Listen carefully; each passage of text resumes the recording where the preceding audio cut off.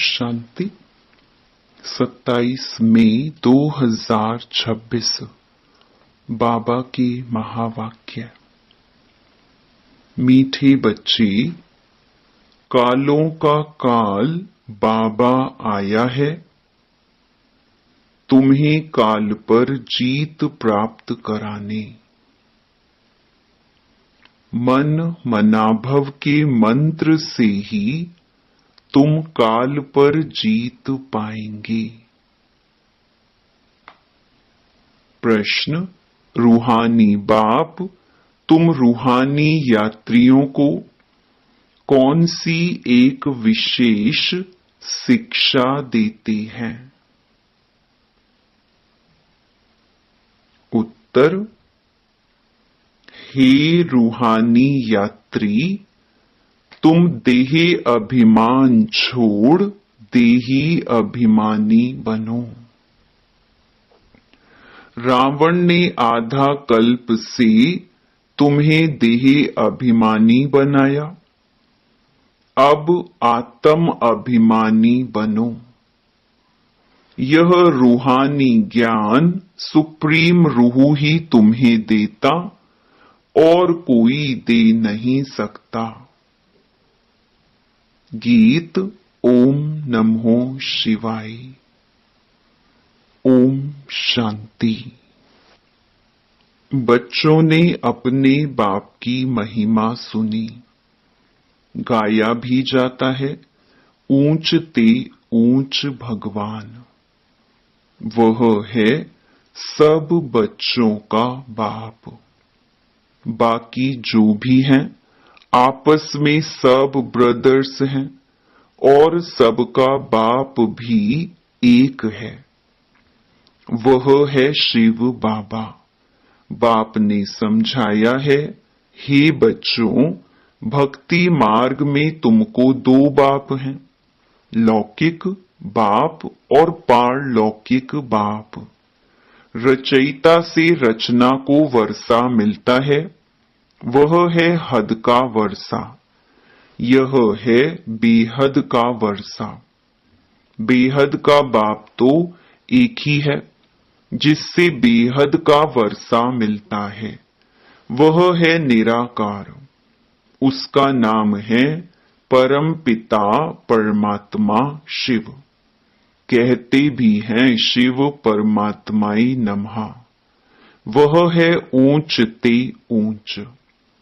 तुम्हारी बुद्धि चली जाती है निराकार बाप की तरफ। वह रहते हैं परम धाम में, जहां से तुम आत्माएं आती हो। बाप भी वहां ही रहते हैं। वह है ही सर्व का सद्गति करने वाला। उसमें भी भारत परमपिता परमात्मा का बर्थ प्लेस है।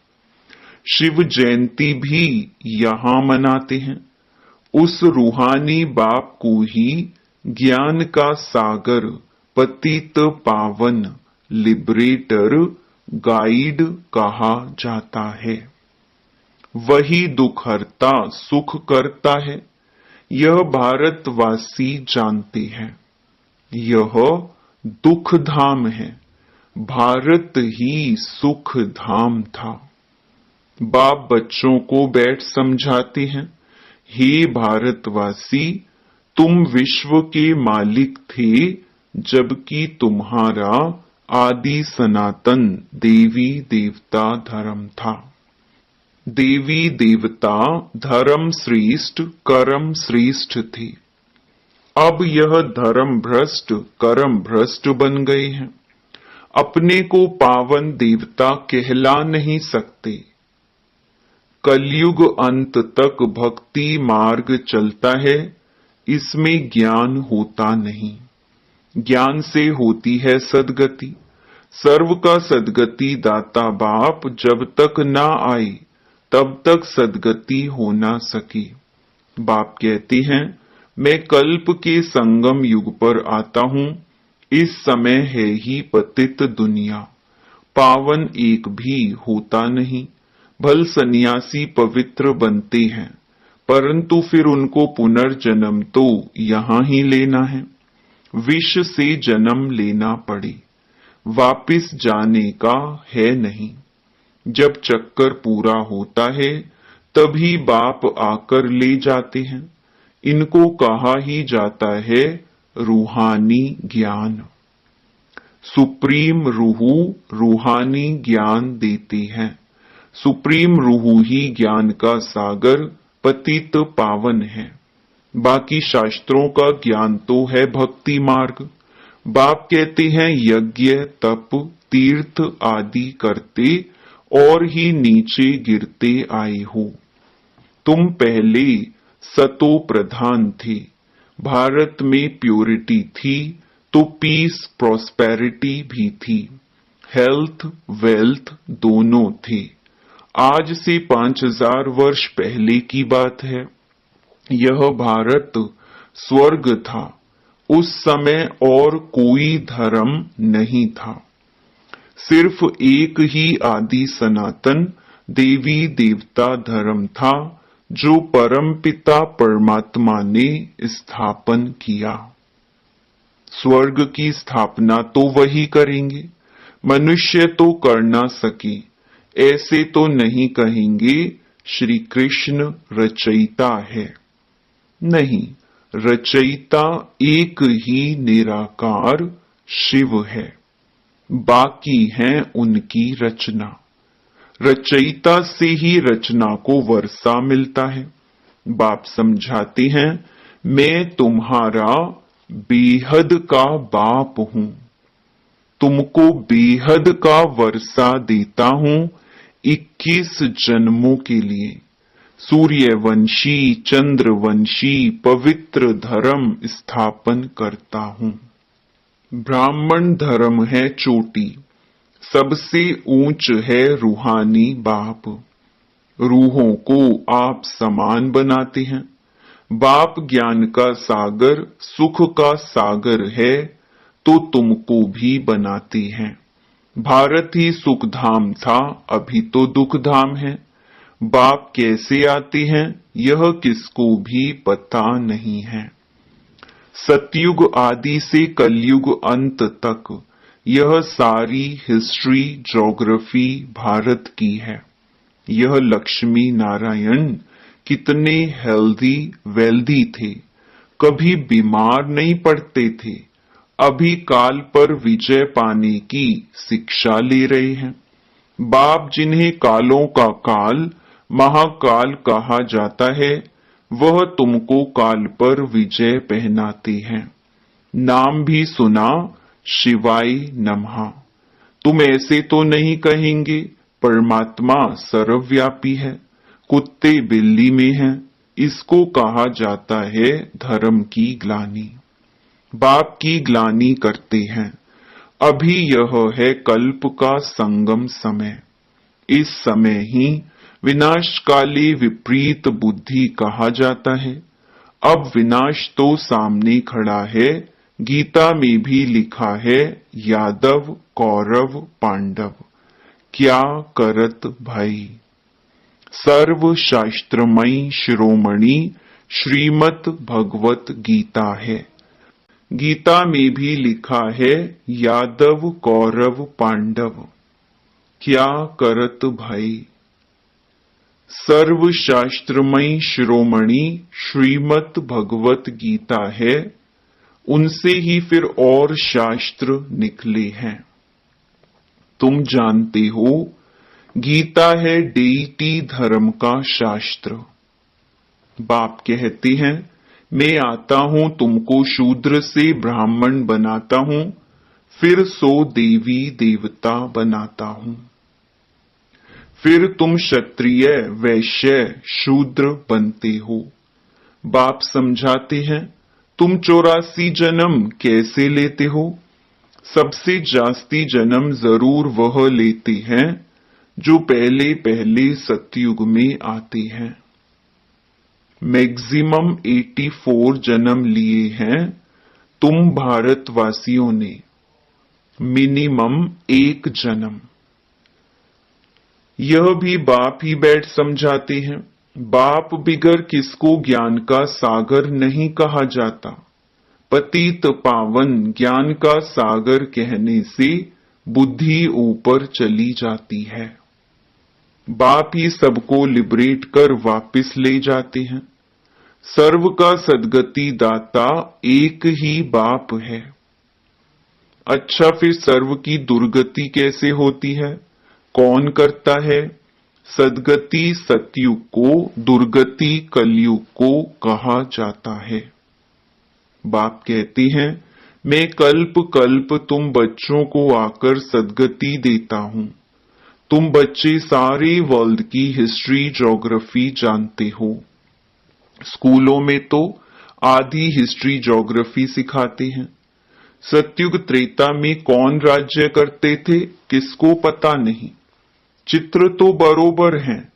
यह लक्ष्मी नारायण राज्य करते थे।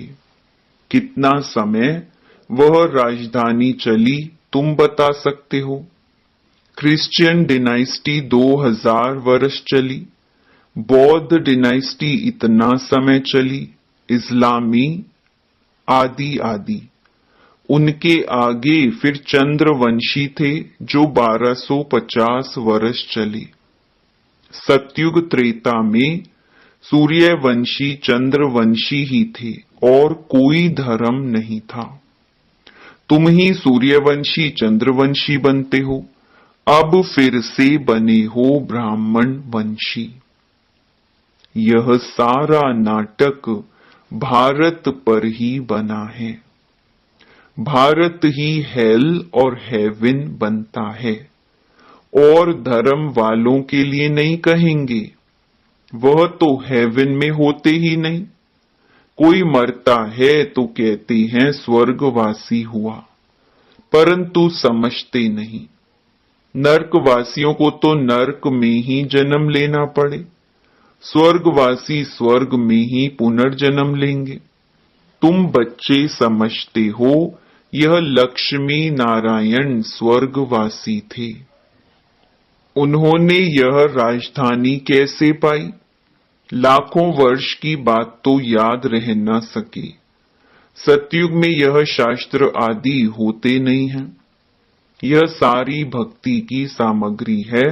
सीढ़ी नीचे उतरनी ही है। सतो प्रधान से सतो रजो तमो में यह सीढ़ी उतरने में 5000 वर्ष लगते हैं। सतयुग में 16 कला संपूर्ण, फिर त्रेता में 2 कला कम। आत्मा में चांदी की खाद पड़ी। कॉपर एज में आए तो कॉपर की अलॉय पड़ी। इस समय बिल्कुल ही तमो प्रधान है। आत्मा में ही खाद पड़ती है। तुम ही पूरे 84 जन्म लेते हो। यह रूहानी बाप शिव बाबा आकर रूहानी बच्चों को समझाते हैं। तुमको अब आत्म अभिमानी बनना है। रावण की प्रवेशता होने से सब देह अभिमानी बन जाते हैं। अब अपने को आत्मा समझना है। हम ही 84 जन्म ले भिन्न भिन्न पार्ट बजाते आए हैं। अब 84 का चक्कर पूरा हुआ। अब तो शरीर भी जर्जरीभूत हो गया है। द्वापर से रावण राज्य होता है। सतयुग में है राम राज्य। सतयुग में तुम आत्म अभिमानी थे। द्वापर कलयुग में तुम देह अभिमानी बन जाते हो। न आत्मा को न परमात्मा को जानते हो। बाप समझाते हैं, आत्मा एक स्टार है। भ्रकुटी के बीच में चमकता है अजब सितारा। उनको सिवाय दिव्य दृष्टि के देखा नहीं जा सकता है। वह बिल्कुल ही सूक्ष्म है। आत्मा ही एक शरीर छोड़ दूसरा लेती है। हम आत्मा ने 84 जन्म लिए हैं। परम पिता परमात्मा भी बिंदी है। उनको ही ज्ञान का सागर पतित पावन नॉलेजफुल कहा जाता है। परमपिता परम आत्मा में सृष्टि के आदि मध्य अंत का ज्ञान है। बीज रूप होने के कारण उनको सत चित आनंद स्वरूप कहा जाता है। बाप में जो ज्ञान है वह जरूर सुनाना पड़े। यह है स्पिरिचुअल नॉलेज। सब रूहों का बाप आकर रूहों को पढ़ाते हैं। तुमको आत्म अभिमानी बनना है, शिव बाबा हमको पढ़ाते हैं। वही नॉलेजफुल है। बाबा ही आकर स्वर्ग की रचना रचते हैं, तुमको स्वर्ग का लायक बनाते हैं। यह सृष्टि चक्र का राज कोई मनुष्य नहीं जानते। बाप को ही ना जानने कारण भारत का यह हाल हुआ है। भारत में प्योरिटी थी तो पीस प्रॉस्पेरिटी थी। अभी तो है ही नर्क, फिर कोई स्वर्ग में जा कैसे सकते। बिल्कुल ही पत्थर बुद्धि हो गए हैं। बाप कहते हैं मैं बच्चों के लिए कोई तो सौगात ले आऊंगा। तुमको स्वर्ग का मालिक बनाता हूं। जिन्होंने कल्प पहले वर्षा लिया है वही अब लेंगे। मनुष्य से देवता बनेंगे। वास्तव में प्रजापिता ब्रह्मा के तो सब बच्चे हैं। अब ब्रह्मा द्वारा शिव बाबा रचना रच रहे हैं। ब्रह्मा कुमार कुमारी बनते जाते हैं। शिव बाबा से वर्षा लेने के लिए पुरुषार्थ करना है। तमो प्रधान से सतो प्रधान बनना है। बाप कहते हैं बच्चों मुझे याद करो तो तुम्हारे सब विकर्म विनाश होंगे। यह स्पिरिचुअल नॉलेज सिवाय बाप के और कोई दे नहीं सकता। रूहानी बाप ही रूहों को नॉलेज देते हैं। तुम रूहानी यात्रा करते हो। देही अभिमान को छोड़ देही अभिमानी बनते हो। आत्मा अविनाशी है। आत्मा में ही पार्ट भरा हुआ है। आत्मा कैसे 84 जन्मों का पार्ट बजाती है अब मालूम पड़ा है। हम सूर्यवंशी थे, फिर चंद्रवंशी बने, फिर हमको सूर्यवंशी बनना है। अभी बाप सतो प्रधान बनने की शिक्षा देते हैं। मामेकम याद करो। भगवानुवाच गीता का भगवान शिव बाबा है, ना कि श्री कृष्ण। श्री कृष्ण की आत्मा भी अब सीख रही है। अच्छा, मीठे मीठे सिकिलधे बच्चों प्रति मात पिता बाप दादा का याद प्यार और गुड मॉर्निंग। रूहानी बाप की रूहानी बच्चों को नमस्ते। धारणा के लिए मुख्य सार। पहला, रूहानी यात्रा करनी और करानी है। स्वयं को सतो प्रधान बनाने के लिए एक बाप को याद करना है। आत्म अभिमानी बनने का पूरा पूरा पुरुषार्थ करना है। दूसरा, काल पर विजय पाने के लिए बाप की शिक्षा को ध्यान पर रखना है। अपने को रूह समझ रूहों को ज्ञान देना है। वरदान, बाप दादा के कर्तव्य को अपना निशाना बनाने वाले मास्टर मर्यादा पुरुषोत्तम भव। कहा जाता है अपनी घोट तो नशा चढ़ी। दूसरे की कमाई में कभी भी आंख नहीं जानी चाहिए। दूसरे के नशे को निशाना बनाने के बजाय बाप दादा के गुण और कर्तव्य को निशाना बनाओ। बाप दादा के साथ अधर्म विनाश और सत धर्म की स्थापना के कर्तव्य में मददगार बनो। अधर्म विनाश करने वाले अधर्म का कार्य व देवी मर्यादा को तोड़ने का कार्य कर नहीं सकते। वे मास्टर मर्यादा पुरुषोत्तम होते हैं। स्लोगन: नॉलेजफुल बन व्यर्थ प्रश्नों को स्वाहा कर दो तो समय बच जाएगा। मातेश्वरी जी के अनमोल महावाक्य। जिसका साथी है भगवान, उसको क्या रोकेगा आंधी और तूफान। देखो, यह गीत सिद्ध करता है कि आत्मा और परमात्मा दो चीज हैं। न ईश्वर सर्वव्यापी है, क्योंकि जिसका साथी है ईश्वर, वो हाजिर होते हुए फिर भी सृष्टि में इतना दुख क्यों। मनुष्य इतने कंगाल मोहताज क्यों। परमात्मा तो सुख स्वरूप है, तो सर्वव्यापी परमात्मा कहना गोया परमात्मा की इंसल्ट करना है। भगवान के हाजिर होते दुनिया सुख स्वरूप होनी चाहिए व दुख रूप। फिर परमात्मा को पुकारने की दरकार क्यों।